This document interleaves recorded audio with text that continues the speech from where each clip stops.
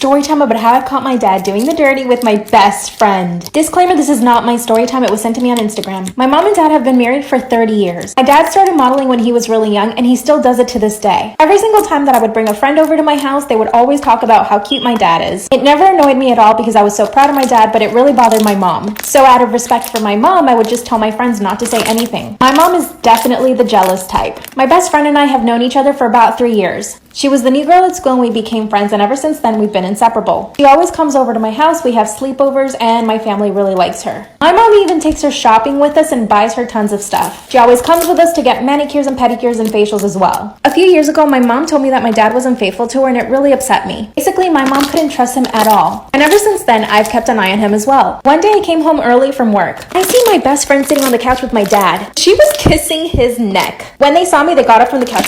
I see my best friend kissing my dad on the neck. And when they both saw me, they jumped off the couch right away. Disclaimer, this is not my story time. It was sent to me on Instagram. My best friend said, "Oh, you're finally home." And my dad literally just walked toward the kitchen like nothing had happened. Best friend walks toward me to give me a hug, but I stop her straight in her tracks. I asked her why she was kissing my dad's neck. She laughs and said, "Of course I wasn't." And then I said, "I just saw it." And she said that she was just thanking him for all the stuff my mom and dad do for her. Right, I was not buying it. My dad didn't even look me in the eyes after that. I decided not to question her any further, but I was really angry with my best friend. After that, I was totally convinced that there was something going on between them. So I decided to set a trap. I told my mom and dad I would be at work all day and that I would be home really late. And I told my best friend the same thing and that I wouldn't be able to hang out with her. I knew that my mom would be at work all day, which meant that my dad had the house all to himself. I said bye to my dad, but I sneaked back into the house and hid in my room all day. Then I started hearing voices. It sounded just like my best friend. I opened my dad's bedroom door and there they are on the bed doing the dirty. Disgusting. Part 3 is I walk in on my dad and my best friend doing the dirty. They had no clothes on and they were doing it in my mom's bed. Disclaimer, this is not my story time. It was sent to me on Instagram. Because I am so intelligent, I recorded the whole thing on my phone. My father had the audacity to yell at me and tell me to get out of the room. I said no way. Best friend starts dressing herself frantically, begging me for forgiveness. Then my dad tells her to keep her mouth shut. Well, I don't hesitate for 1 second and I send my mom the video that I just recorded. My dad pulls the phone away from me and throws it at the wall. Then he starts trying to negotiate with me. He said, "If you don't tell your mom, I will never do this again, I promise." I told my best friend to go downstairs and wait for me on the couch. My dad starts putting on his clothes, and by the time he's done, my mom is home. Of course, my mom went off on my best friend, telling her how ungrateful she was. She asked my dad for a divorce. A few days later, I get a message from another friend. She tells me that she also did that with my dad. Since then, 4 other women have told me the same thing. They all go to college with me, so none of them are underage, thank God. My dad is begging my mom back, but she doesn't know what to do. We're both just in shock. This story time is how I caught my boyfriend cheating on me with my best friend.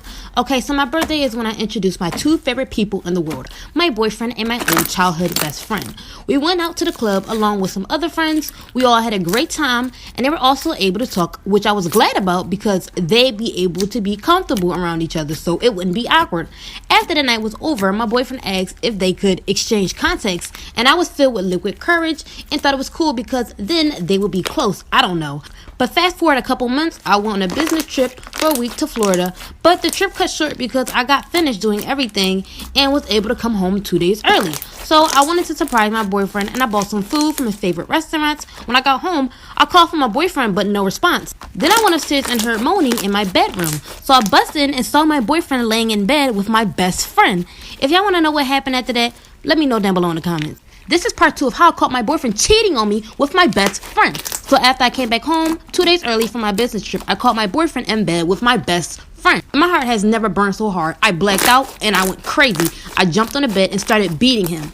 And he was stronger than me and was able to pin me down. He was naked, but he was over me, so I was able to squeeze his you-know-what. And he crawled in a corner, panicking. My best friend seemed like she was trying to put on clothes and rush out, but she wasn't getting away easy, so I snatched the clothes she was trying to put on, threw it out the window. I snatched her up by the hair, dragged her out of the house, and she stood outside naked. And I didn't care because I never felt so betrayed.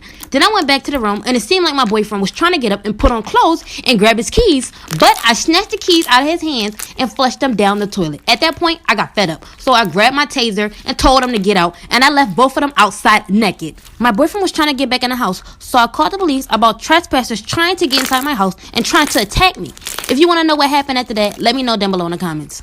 This is part 3 of how I caught my boyfriend cheating on me with my best friend. So after I caught them in bed together, I kicked them out of the house completely naked. When my boyfriend was trying to get back in, I called the police about trespassers trying to get inside my house and attacking me. And it was my house. I paid the bills. His name wasn't on the deed, and they were both arrested. My boyfriend even tried to run and hide, but they tackled him and pinned him down. And it felt good to see, but I was still hurt. And the crazy thing is, 3 years later, they are now together. My ex-best friend even got pregnant. She tried to invite me to the baby shower, but I threw the invitation away. Instead, I sent them a cute bag of dirty diapers.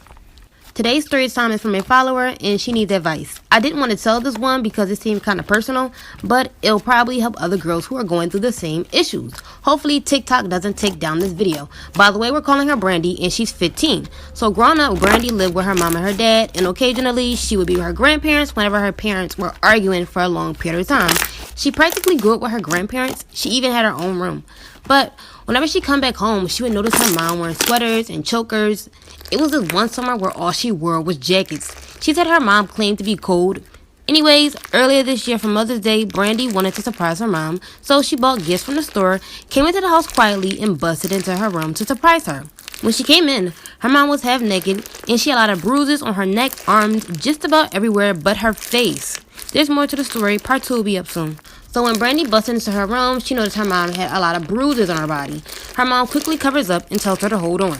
Brandy asked her if she was okay and did someone do something. Her mom said no, so she ran downstairs and she asked her dad why did her mom have so many bruises. Her dad said she fell down the stairs and that she's okay. She was a bit confused, so she went back upstairs to her mom's room and asked her why she had so many bruises. Her mom began to say, oh, they're not bruises. It was just an allergic reaction to something I ate, and now I have rashes on my body. Brandy then gives her mom the gifts and was still confused because her dad told a whole different story.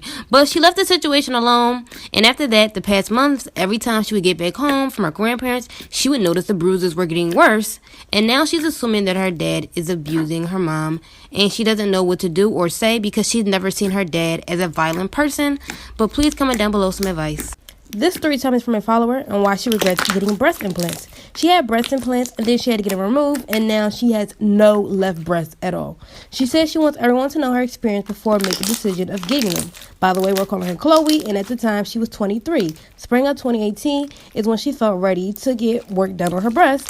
Chloe was always the skinny type, and she felt like her breast would never grow because she's been an A cup since 7th grade, and she said she wasn't ever insecure about them. It was just something she wanted for herself. So she saved up to get the procedure done, and she went to her appointment and then finally got her implants put in. The doctor told her it would take 6 to 8 weeks to heal and 3 months for everything to sit in place, and she'd be all right. So she expected the soreness and tenderness, but even at the 3 months, her breasts were still in pain, and at 4 months, the pain was going away, but she couldn't feel either of her breasts. And she noticed her left breast had turned completely black, and that's not even the worst part, like for part 2. This is part 2 of why Chloe regrets getting breast implants. Like I said earlier, Chloe got her breast implants done, and she couldn't feel either of them, and her left breast had turned completely black. It didn't happen in one day. She saw discoloration at first, but then it gradually turned black. Also, those 4 months, she felt fatigued, nauseous, sick all the time. After seeing what was happening to her breasts, she went to the emergency room, and they had planned to take them out. The implants were black. She was told it was because fungus had made its way into her bloodstreams. They ended up taking both of her implants out, and her left breast she had to get completely removed because the tissue was dying, and now her breast is more deflated than before she got the implants. End of the story. She don't think everyone's body is made for these type of surgeries, and she wished she was told that this could be a complication before even getting them. Around this time in October, a couple years ago when I was in 7th grade, I went to a friend's house for a slumber party, and we're calling her Charlotte. It was Charlotte's birthday party, and she had a big sleepover with 10 other girls. I knew 6 of them because they were friends and they lived in our neighborhood. The other 4 were her cousins and a friend from school. She had ice cream and cake, we danced, prank called, the regular preteen sleepover. Later that night, we watched a scary movie, and after it was over, one of Charlotte's friends from school said, we should play the Ouija board. By the way, we're calling her Sam. I wasn't really into it because my mom always told me to stay away from those things. Charlotte wanted to play too, and she said, how are we going to play without the board? Sam said, we can make one. All we need is cardboard. Somehow they found cardboard in the kitchen, and Sam made the board and a triangle piece with a hole in it. I was like, that's not going to work. When Sam and Charlotte played, the piece moved across the board. When the piece moved, everyone screamed, and Charlotte's dad came in the room asking what the problem was. Charlotte immediately scooted the board under the bed and said, I thought I saw a bug, but it was just a hairball. And her dad seemed a little irritated, but he just walked out the room. When he left, Sam pulled the board back from under the bed, saying that the game needed to be finished, but Charlotte said she still wanted to ask questions. So everyone each got to ask a question, and the board answered it. They even asked questions of today, and at the time, our president was Obama, and it knew who the president was. When it was Sam's turn, she asked jokingly, since the board knew everything, she asked when we were going to die, and it said, tonight. And from there on, everyone stopped playing. Charlotte got scared and didn't even want to touch the board anymore. Sam constantly said that we all have to say goodbye, but everyone wanted to stay away. And usually when you don't say goodbye, the spirits that you talk to through the board continue to roam around your home. This story time is from a follower, and she said she liked to be called Desiree. So last year, Desiree was starting college, and she lived in a dorm room. She went to school for communications, and she liked everything about it, including a new friend she made. One of the new friends she created was a guy, and his name was Jalen, and she was really starting to like him. They met in math class, and from there, they became friends. Jalen was low-key hinting that he liked her also. He did nice things for her, like help her with schoolwork, buy her lunch, and was just an all-around good person to vent to. Couple days before winter break, Cassidy was finally ready to tell Jalen how she felt about him. So that day, they had plans to go out as usual. They ended up going to the mall, got food, and for the first time, they went to Cassidy's dorm room. They turned on a movie. They both fell asleep in the middle of the movie. Couple minutes later, Cassidy woke up and her leg was wet. When she stood up, come to find it, Jalen peed in her bed. This story time is from a follower, and she says she wants advice and would like to be called Milan. Also, please no one judge her. So Milan had been with her boyfriend Damien for 2 months. They started talking 2 weeks before making their relationship official. She said it was pretty fast, but the past week, she hadn't been feeling Damien and started to notice how toxic he was. And she didn't know if she wanted to be with him anymore. So she decided to call it quits before they got too deep. So she told him she didn't want to be with him and that they jumped into the relationship too soon. And they split. Damien was upset and disrespected her in the process of the breakup, and now they're not cool anymore. Couple days later, she started feeling weird. She'd get nauseous and dizzy. Come to find out she was pregnant and Damien was the child's father. She knew this because she took a pregnancy test. So right now, she doesn't want to be with Damien, and she said she wasn't ready for a child or to be a single mother. She said she wanted to get an abortion and was not going to tell Damien. Comment down below some advice.